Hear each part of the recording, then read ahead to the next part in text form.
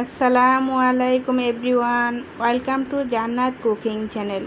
আজকে আপনাদের সাথে শেয়ার করব ভ্যানিলা আইসক্রিম রেসিপি। কোনো প্রকার ক্রিম ছাড়া হাফ লিটার দুধ দিয়ে 1 লিটার পরিমাণ আইসক্রিম তৈরি করে দেখাবো। আমরা যে দোকান থেকে আইসক্রিম কিনে খাই, ওই আইসক্রিম থেকে এই আইসক্রিমের স্বাদটা কোনো অংশে কম হবে না, আর কেউ বুঝতেই পারবে না এই আইসক্রিমটা ঘরে তৈরি। আশা করছি আইসক্রিমের রেসিপিটা সকলের কাছে খুবই ভালো লাগবে এবং অনেক বেশি সহজও লাগবে। চলে যাচ্ছি মূল রেসিপিতে। একটা প্যান নিয়েছি, প্যানের মধ্যে দিয়ে দিয়েছি হাফ লিটার দুধ। এই দুধটা আমি জাল করে ঘন করে নিয়েছি, হাফ লিটার করে নিয়েছি। এখন দিয়ে দিচ্ছি হাফ কাপ চিনি। চিনির পরিমাণটা আপনারা কম বেশি দিতে পারবেন। এখন দিয়ে দিচ্ছি 3 টেবিল চামচ কর্নফ্লাওয়ার, দিয়ে দিচ্ছি হাফ কাপ পাউডার দুধ। পাউডার দুধটা দিলে এই আইসক্রিমের টেস্টটা অনেক বেশি ভালো আসে। এখন পাউডার দুধটা লিকুইড দুধের সাথে খুব সুন্দর করে মিশিয়ে নিচ্ছি। মিশাতে দেখবেন চিনিটাও খুব সুন্দর করে গলে যাবে আর পাউডার দুধটাও খুব সুন্দর করে মিশে যাবে। খুব সুন্দর করে মিশাতে হবে, না হলে চুলায় বসিয়ে দিলে দেখবেন দুধটা খুব সুন্দর করে মিশতে যাবে না। আমি ঠান্ডা অবস্থায় দুধটার সাথে পাউডার দুধটা খুব সুন্দর করে মিশিয়ে নিচ্ছি।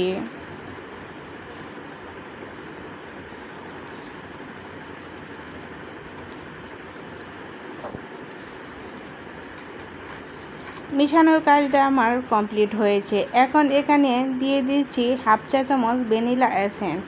যেহেতু ভ্যানিলা আইসক্রিম তৈরি করব, সেই জন্য ভ্যানিলা এসেন্স দিতেই হবে, না হলে কিন্তু ভ্যানিলা ফ্লেভারটা পাওয়া যাবে না। এখন ভ্যানিলা এসেন্সটাও দুধের সাথে খুব সুন্দর করে মিশিয়ে নিচ্ছি।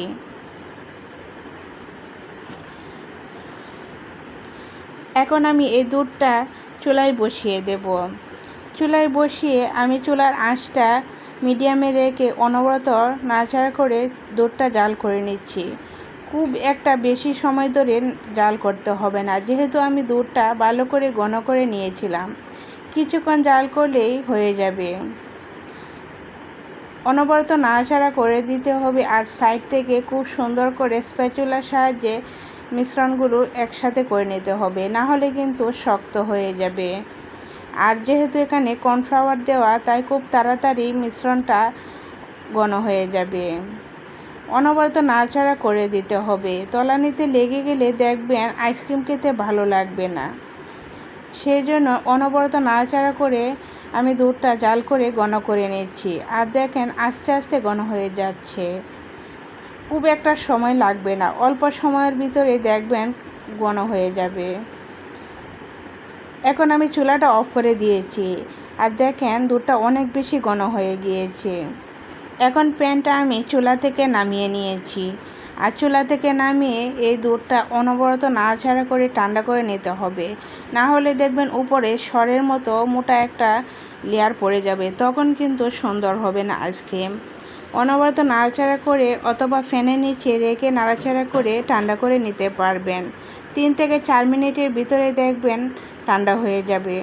যেহেতু আমার প্যানটা অনেকটাই বড়, তাই খুব তাড়াতাড়ি ঠান্ডা হয়ে যাচ্ছে। একটা ছড়ানো পাত্রের মধ্যে নেবেন, দেখবেন খুব তাড়াতাড়ি ঠান্ডা হয়ে যাবে। এখন আমি দুধটা ঠান্ডা করে একটা বক্সের মধ্যে সম্পূর্ণ দুধের মিশ্রণটা ঢেলে নিচ্ছি। এই বক্সটা আমার 1 লিটারের চেয়ে বেশি দুধ নেবে, অনেকটা বড় একটা বক্স নিয়েছি। সম্পূর্ণ মিশ্রণটা আমি বক্সের মধ্যে ঢেলে দিয়েছি। এখন বক্সটা আমি ঢাকনা দিয়ে ঢেকে ডিপ ফ্রিজে রেখে দেবো 2 থেকে 3 ঘন্টার জন্য। অনেক বেশি সময় ধরে রেখে দেওয়ার কোনো প্রয়োজন নেই। আমি 3 ঘন্টার পর ডিপ ফ্রিজ থেকে বের করে নিচ্ছি, আর অনেকটাই শক্ত হয়ে গিয়েছে। 2 ঘন্টা রাখলেও হয়ে যাবে, কোনো সমস্যা হবে না। আমি 3 ঘন্টা রেখেছিলাম, তাই অনেকটা বেশি শক্ত হয়ে গিয়েছে। এখন স্প্যাচুলার সাহায্যে হালকা নাড়াচাড়া করে একটু বরফটা ছাড়িয়ে নিচ্ছি। বরফ অবস্থায় কিন্তু বিট করে নিতে হবে। অনেক বেশি নরম অবস্থায় যদি বিট করতে যান, তাহলে কিন্তু ফুমি যে ভাব, সেটা আর হবে না। সম্পূর্ণ দুধের মিশ্রণটা আমি একটা মিক্সিং বলে ঢেলে বিট করে নিচ্ছি। আমি 7 থেকে 8 মিনিট বিট করে নেব।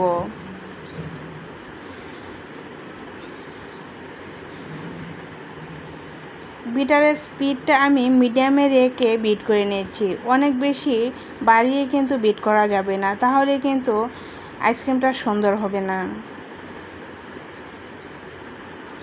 ঘুরিয়ে ঘুরিয়ে বিট করে নিতে হবে, তাহলে দেখবেন সম্পূর্ণ আইসক্রিমটাই খুব সুন্দরভাবে বিট হবে।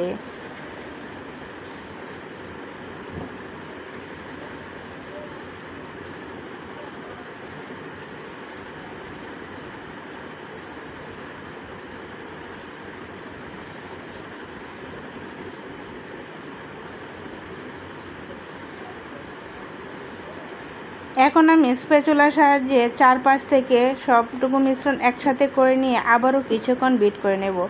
এখন আমার এই যে ঘনত্বটা এরকম হয়েছে, আরও কিছুক্ষণ বিট করে নেব।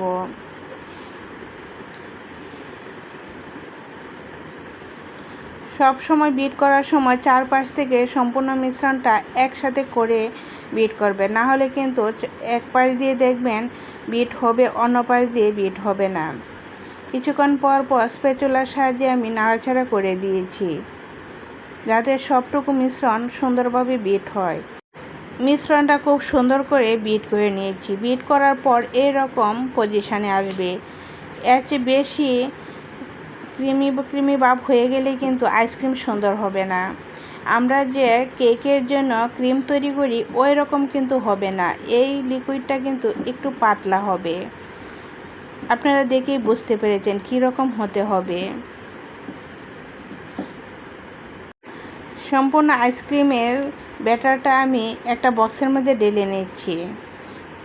এই ব্যাটারটা কিন্তু আমি 2টা বক্সের মধ্যে ঢেলে দেব, যেহেতু আমার এই বক্সটা হাফ লিটারের চেয়ে একটু বেশি। সম্পূর্ণ মিশ্রণটা কিন্তু একটার মধ্যে ধরবে না, তাই আমি 2টার মধ্যে ঢেলে নিয়েছি। এখন আমি ডেকে ডিপ ফ্রিজে রেখে দেবো 6 থেকে 7 ঘন্টার জন্য। আমি 7 ঘন্টা ডিপ ফ্রিজে রেখে দিয়েছিলাম, আর অনেক বেশি শক্ত হয়ে গিয়েছে। 4 থেকে 5 ঘন্টা রেখে দিলেই হয়ে যাবে। আর দেখেন এরকম পজিশানে চলে এসেছে। শক্ত অবস্থায় আমি একটা চামচের সাহায্যে আইসক্রিমটা উঠিয়ে নিচ্ছি। আইসক্রিমটা যদি অনেক বেশি শক্ত হয়ে যায় তাহলে 4 থেকে 5 মিনিট একটু ঠান্ডা করে তারপর আইসক্রিমটা চামচের সাহায্যে উঠিয়ে নেবেন, তাহলে খুবই ভালো হয়। এখন আমি অল্প একটু আইসক্রিম চামচের সাহায্যে উঠিয়ে নিয়েছি, আর কিছু সুগার বল দিয়ে দিচ্ছি। কালারিং সুগার বল দিলে দেখতে সুন্দর লাগে, খেতে অনেক ভালো লাগে। দেখেন আইসক্রিমটা কত বেশি সুন্দর হয়েছে। এই আইসক্রিমটা কিন্তু অনেক বেশি মজার ছিল, দোকানের আইসক্রিমের চেয়ে অনেক বেশি মজার ছিল। নিজে তৈরি করলে আইসক্রিমটা কিন্তু মনের মতো করে তৈরি করা যায়, আর দোকানেরটা তো কিনতে যেরকমই পাওয়া যায় ওই রকমই খেতে হয়। আশা করছি রেসিপিটা সকলের কাছে অনেক বেশি ভালো লেগেছে এবং সহজে লেগেছে। ভালো লেগে থাকলে একটা লাইক দিতে ভুলবেন না। আপনি যদি আমার চ্যানেলে নতুন হয়ে থাকেন তাহলে সাবস্ক্রাইব করে আমার চ্যানেলের পাশেই থাকবেন, আর পেজ থেকে দেখে থাকলে পেজটা ফলো করে রাখবেন। আজ তাহলে এই পর্যন্তই। সকলের সুস্থ কামনা করে বিদায় নিচ্ছি।